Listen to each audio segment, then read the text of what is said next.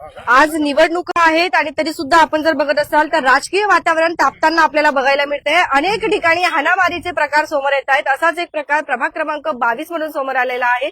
रमेश सोळसे यांच्या कार्यकर्त्यांकडून शिवसेनेच्या पदाधिकाऱ्यांना मारहाण करण्यात आली आहे. त्याचबरोबर काही जे मतदार होते त्यांना जातीवाचक शब्द, जातीवाचक शिवीगाळ जे आहे करण्यात आल्याची धक्कादायक माहिती आपल्यासमोर मिळते. मंगेश गवळी आपल्यासोबत असणार आहेत, जय जाधव आपल्यासोबत असणार आहेत, त्यांच्याशी आपण संवाद साधणार आहोत. दादा, नेमकं काय होतं? सर्वांना माझा पहिला नमस्कार.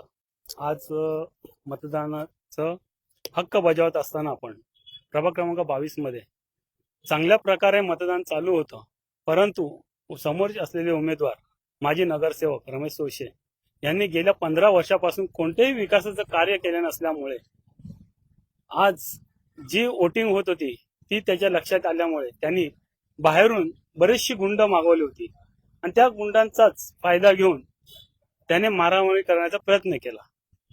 आणि त्यांनी जे बोगस आणलेली जे मतदार आहेत, इकडे भांडणं करायचे आणि तिकडे बोगस मतदान करायचं, हा हेतू त्याचा असल्याने, तो सिद्ध होऊ शकला नसल्याने किंवा तो तडीस गेला नसल्यामुळे त्यांनी हा खोटा प्रकार करण्याचा प्रयत्न केलेला आणि आमच्यावरती खोटी केस दाखल केलेली आहे. ऍक्च्युली झालं असं की सकाळी 11 वाजेपर्यंत माझी बहीण आणि मी त्या मतदान केंद्रावरती आम्ही उभे आहोत.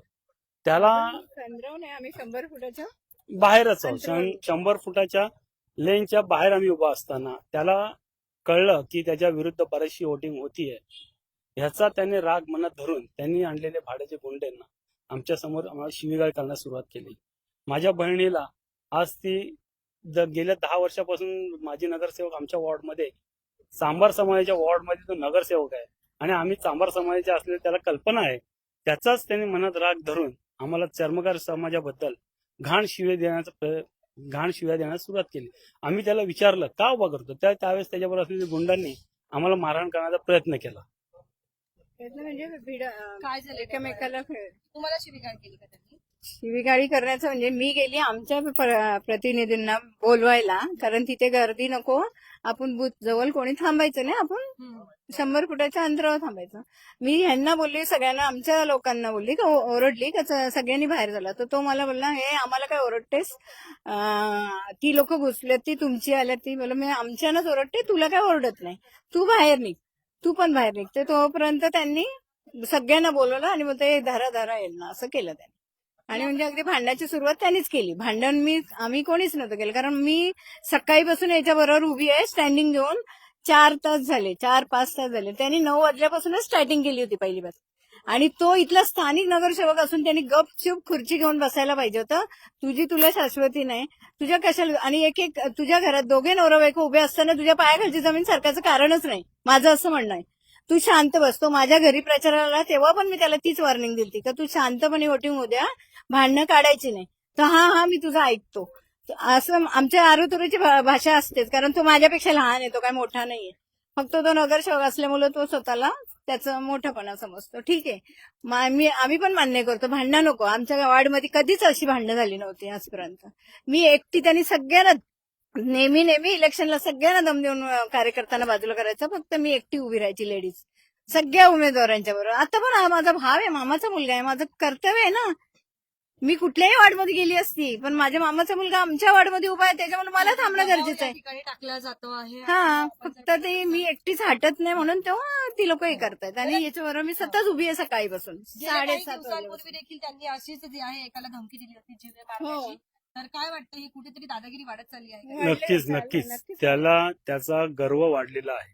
त्यांनी कोणत्याही प्रकारचे विकासाची कामं केलेली नाही, परंतु प्रभागामधून बरीचशी प्रतिक्रिया अशी आली की आम्हाला बदल हवा आहे, आपल्या शिकलेली माणसं हवी आहेत, तर तुम्ही इलेक्शनला का उभं राहत नाही. आम्ही ही गोष्ट वामनदादांच्या कानावर टाकली आणि वामनदादांनी आमच्यावर विश्वास ठेवून या प्रभागातून आम्हाला 22 मधून ही निवडणूक लढण्यासाठी उभं केलं. त्याच्यामुळे त्याला सहजासहजी निवडून येऊ शकत नाही याची कल्पना त्याच वेळेस आली, म्हणून त्याने प्रभागातील बरेचशा लोकांना धमकी देऊन किंवा पैसे देऊन विकत घेण्याचा प्रयत्न करण्यास चालू केलेला आहे. केलंय पण त्यांनी गावामध्ये. दादा, काय बोलाल, एकंदरीत कुठेतरी या ठिकाणी आपण जर बघत असाल तर शिवसेना पक्षाचे जे काही आपले उमेदवार आहेत त्यांच्यावर दमदाटी केली जाते आहे का? नाही, निश्चितपणे हा लोकशाहीवरचा आघात आहे. खरं म्हटलं तर की ह्या निवडणुका लोकशाही मार्गाने खऱ्या झाल्या पाहिजेत आणि निवडल्या गेल्या पाहिजेत. जनता जनार्दन आहे ती ठरवेल की कोण योग्य उमेदवार आहे, कोण अयोग्य उमेदवार आहे. आणि त्याप्रमाणे आपल्या बदलापूर शहरातली जनता ही सुज्ञ नागरिक आहेत. त्यामुळे ते ठरवतील की कोणाला वोट करायचं किंवा हे करायचं. आणि जर आपण एखाद्या प्रभागामध्ये गेली 15-20 वर्ष समजा प्रतिनिधित्व करत असेल तर आपल्याला विकासाच्या मुद्द्यावर लोक निश्चितपणे वोटिंग करतील. तर अशा गुंडशाही पद्धतीने किंवा झुंडशाही पद्धतीने निवडणुका लढता येत नाही. निवडणुका या विशिष्ट मुद्द्यावर लढल्या पाहिजेत, मुद्द्यावर लढल्या नाही पाहिजे, असं माझं स्पष्ट प्रामाणिक मत आहे. आणि मतदार या प्रभागातले निश्चितपणे ओळखून आहेत की कोण काम करतंय आणि कोण करणार आहे आपल्यासाठी काम. त्यामुळे निश्चितपणे या प्रभागामध्ये एक चांगला निकाल सुद्धा तुम्हाला पाहायला मिळेल. आणि दुसरी गोष्ट या ठिकाणी सांगतो की आज मी सकाळपासून जेव्हा मतदान केंद्रांवर बदलापूर शहरातल्या फिरतोय तर एक गोष्ट मला खटकते की बऱ्याचशा ठिकाणी मशीन्स या बंद पडत आहेत आणि बरेच 1-2 तास पण त्या मशीन चालू होत नाही. तर एक कुठेतरी संशय सुद्धा निर्माण होतोय की भाजपचा हा काहीतरी घोळ दिसतोय या संपूर्ण कारण आपण बघितलं की वामन म्हात्रे आमचे शहर प्रमुख ज्या प्रकारे या शहरामध्ये पहिल्या दिवसापासून जो प्रचार करतायत आणि जो झंझावात त्यांचा या शहरामध्ये चालू आहे शिवसेनेचा, तो पाहता एकंदर भाजपाची पायाखालची वाळू सरकलेली आहे. आणि ह्या अनेक मुद्दे आहेत आणि अनेक गोष्टी आहेत अशा की धनशक्तीचा वापर प्रचंड प्रमाणात झालेला आहे. त्या पद्धतीने आता गुंडशाहीचाही वापर चालू झालेला आहे. सकाळी एका प्रभागामध्ये 6 नंबरमध्ये असाच प्रकार झालेला आहे, आता 22 नंबरमध्ये असं झालेलं आहे. त्यामुळे असे प्रकार खरे तर लोकशाहीला घातक आहेत, असे होऊ नये. आपण लढा ना, लोकशाही मार्गाने लढा आणि निवडून या. आम्ही तुमचं स्वागत करू, तुम्हाला शुभेच्छाही देऊ निश्चितपणे. परंतु अशा पद्धतीने एखाद्या उमेदवारावर काहीतरी जातीवाचक शब्द वापरणे, मारहाण करणे हे आपल्याला पटत नाही. एक चांगल्या उमेदवाराला सुद्धा पटलं नाही पाहिजे. त्यामुळे मला या ठिकाणी स्पष्टपणे म्हणायचं आहे की भाजपाच्या लोकांकडनं अशी ज्या काही या गोष्टी घडतायत त्या गोष्टी घडल्या नाही पाहिजेत. त्या आपल्या लोकशाहीला हानिकारक आहेत. धन्यवाद दादा. त्यातून एक घटना सुरुवातीलाच घडली आहे. माझ्या मिस्टरांचं वाचनालय आहे आमच्या गावामध्ये, त्याचा बॅनर फाडला गेलाय. तरी पण मी कोणावर आरोप केला नाही, कारण मी बोलले इलेक्शन होऊ दे त्याच्यानंतर आपण लावूया. आता आचारसंहिता असल्यामुळे नगरपालिकांनी येऊन काढला असेल किंवा फाडला असेल, त्याच्यावर मी दुर्लक्ष केलं त्या गोष्टीवर आणि मी कोणावरही आरोप नाही केला त्या गोष्टी. पण आता बोललो जाऊ दे, वोटिंग होऊन जाऊ दे. पण ते आता यांचं जास्त बघण्याच्या नंतर आपल्याला जरासा थोडा त्रास वाटायला लागला या गोष्टीचा.